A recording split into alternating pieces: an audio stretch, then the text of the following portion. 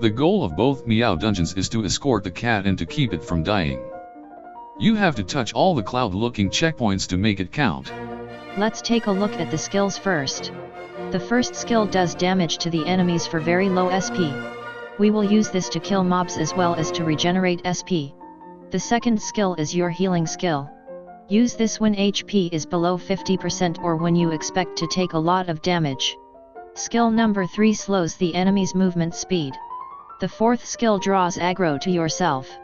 Since the player doesn't take damage in this dungeon, this basically means the cat is invincible for a few seconds. And the last skill is mainly to stun mobs. It's great on paper but won't get much use because of the high cost. The rewards are very straightforward. Every checkpoint upgrades the final reward. Starter pack if you haven't reached the first checkpoint yet. D level gift box if you reached the first checkpoint. C level gift box if you got to the second one, and so on.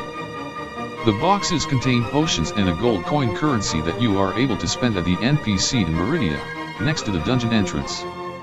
The potions are buffs. Each improves the effect of one of the 5 skills.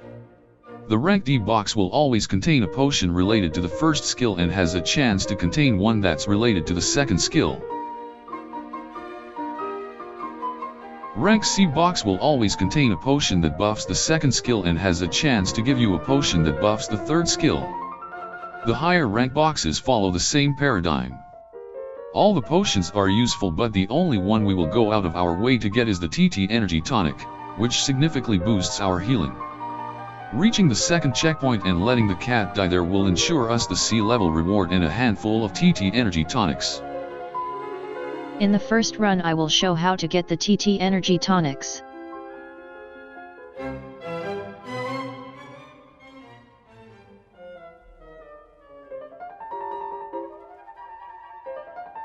Here I simply run to the second checkpoint and activate it. Make sure to activate the first checkpoint or the second won't even appear.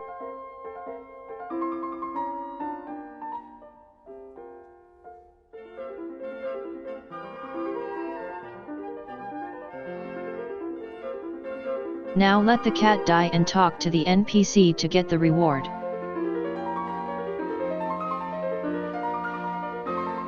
Let's try to get the S rank reward now. After you enter but before you talk to the NPC, use your TT Energy Tonic and any other buff you have. At the start make sure to click the cat so you can see its HP at all times. Whenever I see slightly larger packs of mobs, I press my 1 key in order to charge some SP. And when the cat's HP gets below halfish I heal it. Not every run goes exactly the same way and you might encounter slightly different situations and problems during your run.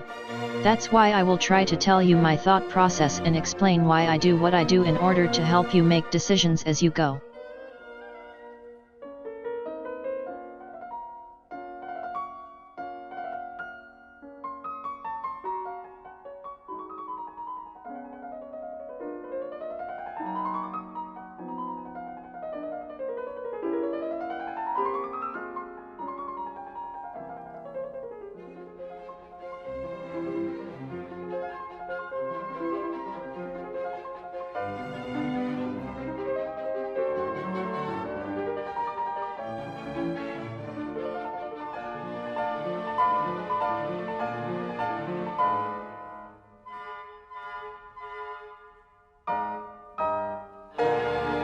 There are a few wider areas on the path.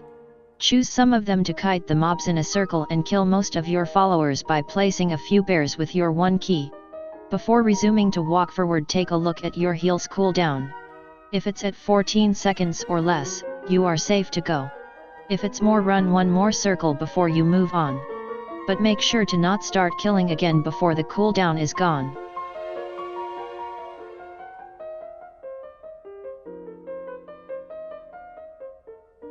When I decide to run in a circle I will often pop the heal even if the cat's HP is still on the higher side, because I know that running in a circle will help the mobs catch up and hit the cat. As a reminder, the heal is your 2 key.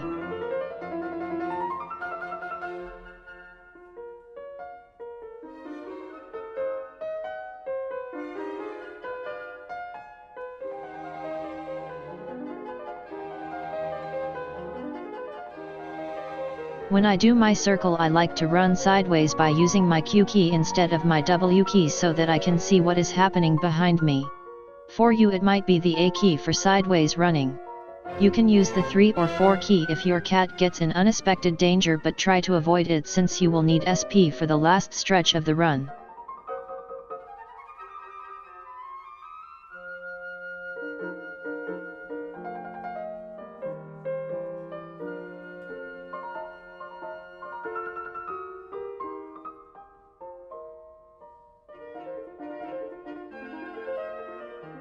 At this point I will almost always kill the mobs because the dogs in the next area can stun me.